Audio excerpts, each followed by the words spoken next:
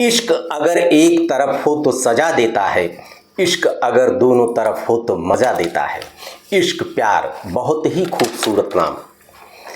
मित्रों, कहा जाता है कि प्यार न जाति देखता है, न धर्म देखता है, न ऊंच देखता है, न नीच देखता है, न गोरा देखता है, न काला देखता है।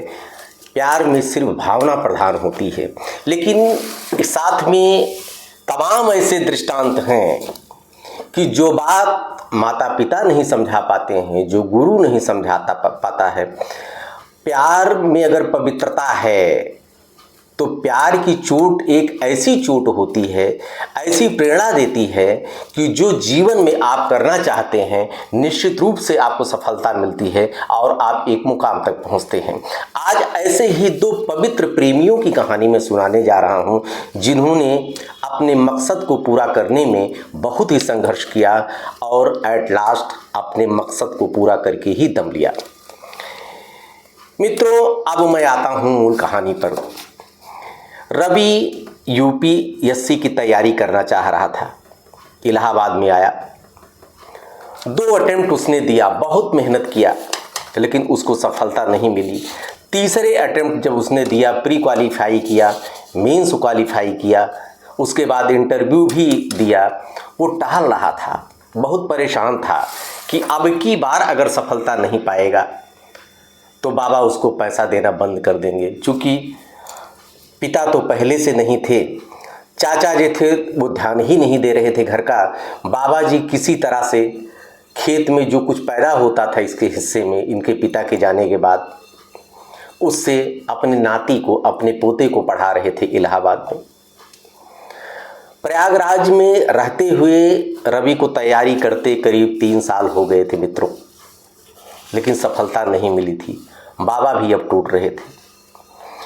रवि बहुत परेशान था, टहल रहा था, उसको नींद नहीं आ रही थी। क्यों ना नींद आए, क्यों नींद आए? क्योंकि आज उसका आईएएस का रिजल्ट आने वाला था, वो भी फाइनल। वो इधर उधर टहल रहा था, इतने में दरवाज़ा का खुलता है।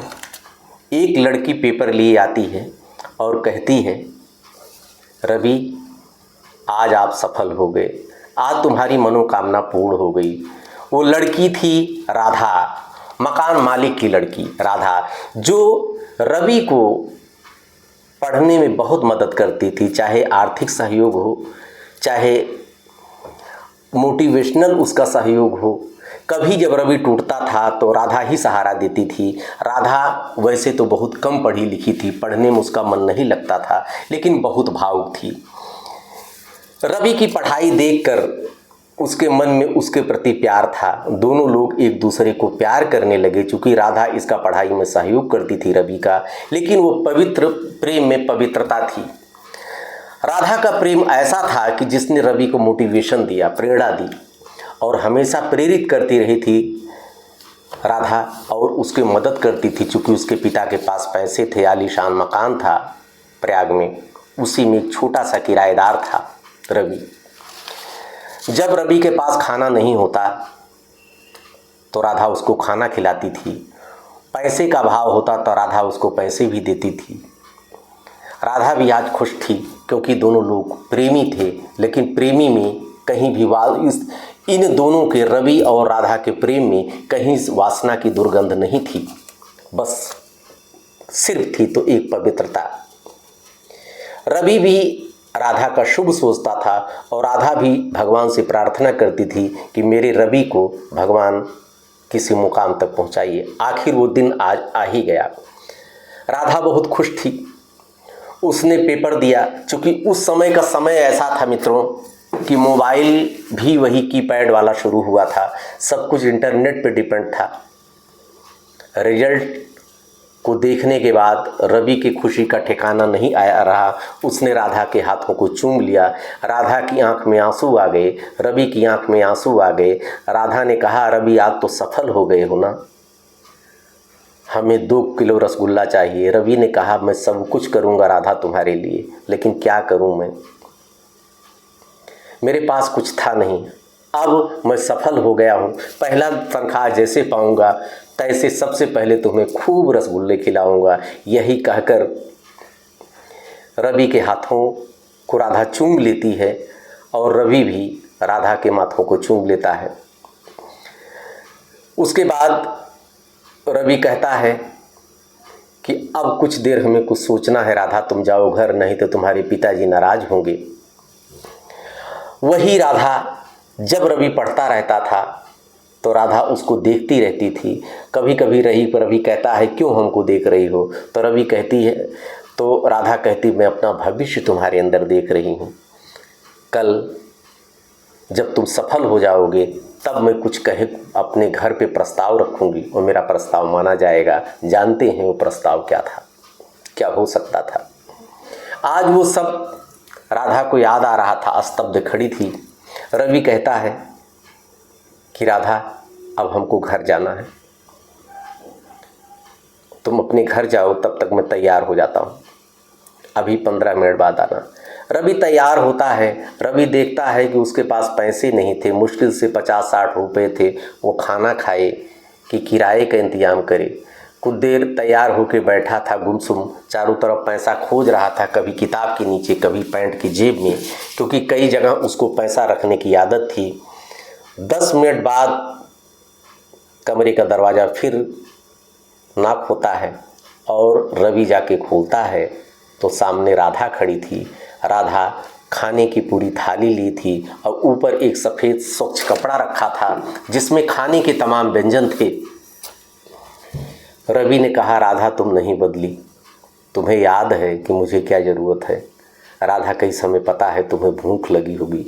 राधा खाना देती, कहती अब नाटक न करो, जल्दी से खाना खाओ, और अपने आंचल में 200 रुपये छिपा के लाई थी, वो रवि को देती है। कहती रवि दिल की सदा से मैं समझ जाती हूँ कि तुम्हें किस चीज़ की ज़रूरत है, जाओ अपने घर, मैं इंतज़ार करूँगी।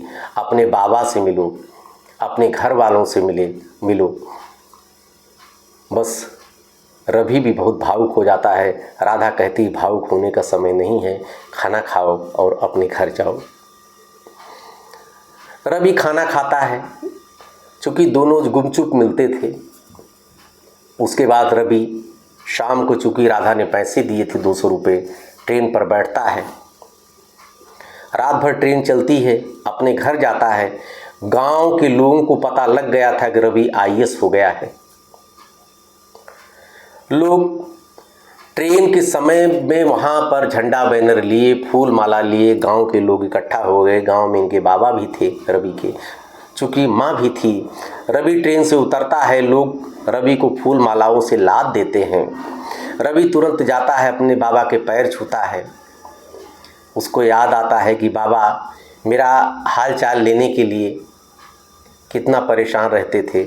हमें याद है कि जब मैं घर पर कभी फ़ोन आता था बाहर से, तो बाबा जाते थे चाचा के घर, चाचा फ़ोन की लीड निकाल देते थे, कहते थे कि फ़ोन ख़राब है, बाबा आंसू पोंछते हुए चले आते थे।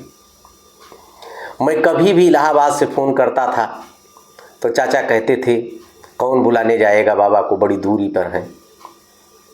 वो सब याद आता है कि कैसे चाचा बाबा को परेशान करते थे। खैर आज दिन अच्छे आ गए थे रवि के। दादा बाबा से अपने चिपक जाता है, पैर छूता है। माँ है, माँ से चिपक जाता है, कहता माँ आज मैं IAS बन गया।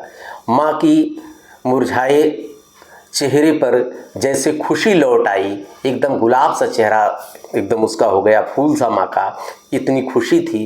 बाबा भी कहता है कि मेरा नाती आज कलेक्टर बन गया। लोग कंधे पर बैठाते हैं, रवि को घर ले जाते हैं, रवि भैया जिंदाबाद, रवि भैया जिंदाबाद नारे लगते हैं। चारों तरफ रवि के बाबा फूले नहीं समाते कि हमारा नाती कलेक्टर बन गया है।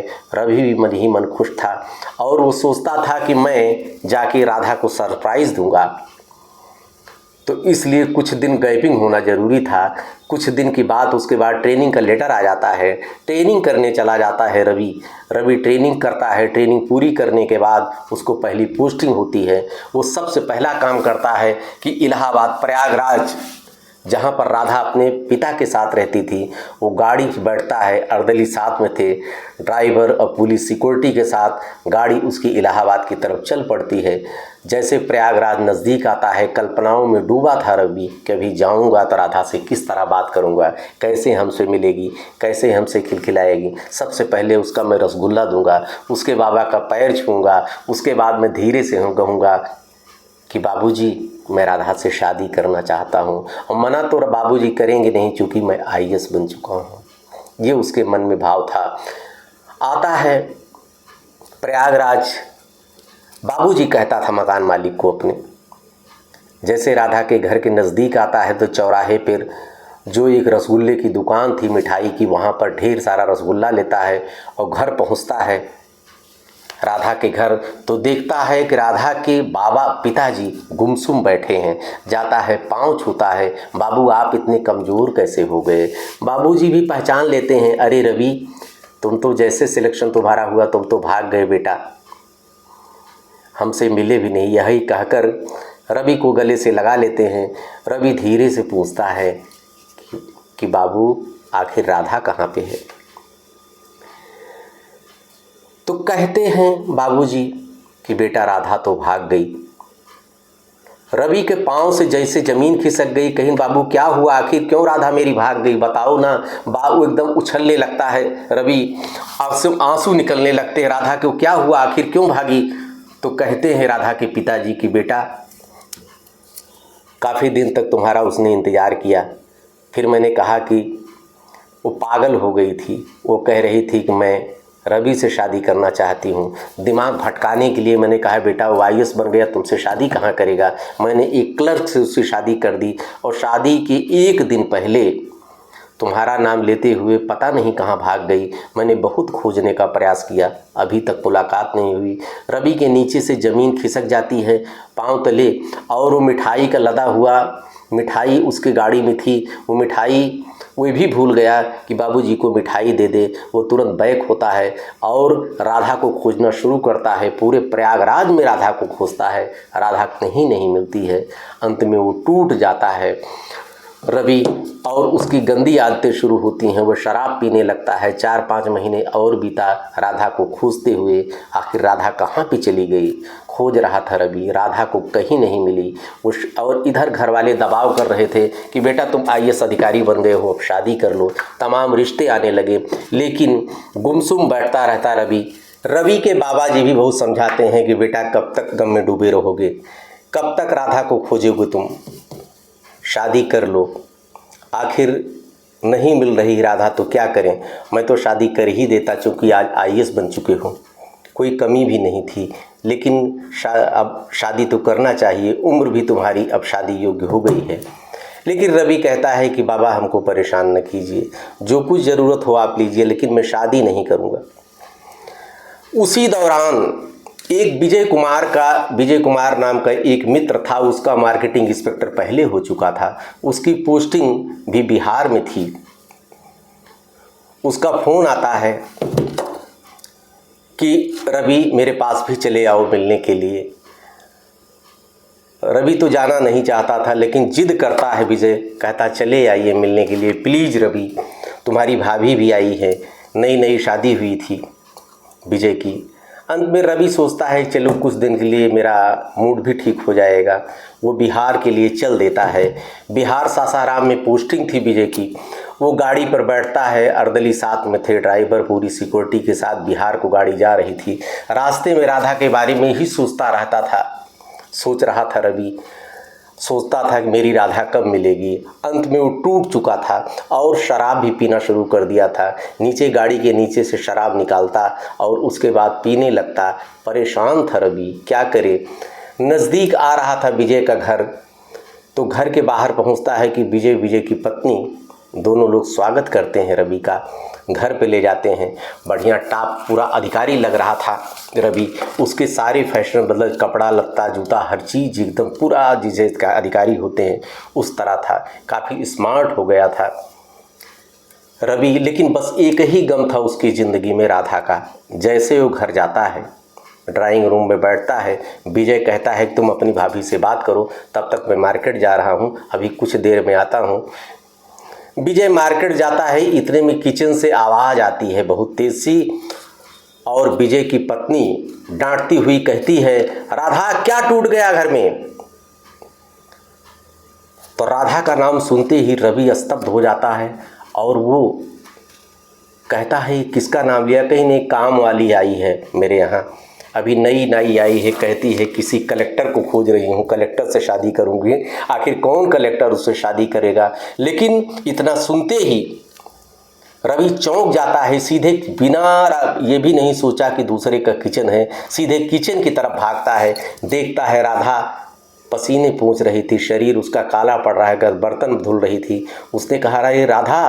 राधा का जैसे पीछे मुड़ती है, राधा तुरंत रवि को देख के पहचान जाती है। रवि आज पूरा स्मार्ट डेंट पेंट पूरा अधिकारी नज़र आ रहा था। पहले बरमूडा और टी शर्ट में टहला करता था, वो रवि अब बदल चुका है। दोनों हाथ बढ़ाती है, हाथ में कालिख लगी थी राधा के, लेकिन जैसे आगे बढ़ती है, लेकिन रवि राधा सोचती है कपड़ा गंदा हो जाएगा रवि का, लेकिन रवि दौड़ करके राधा को बाहों में भर लेता है, रोने लगता है और राधा के भी आंसू टपकने लगते हैं।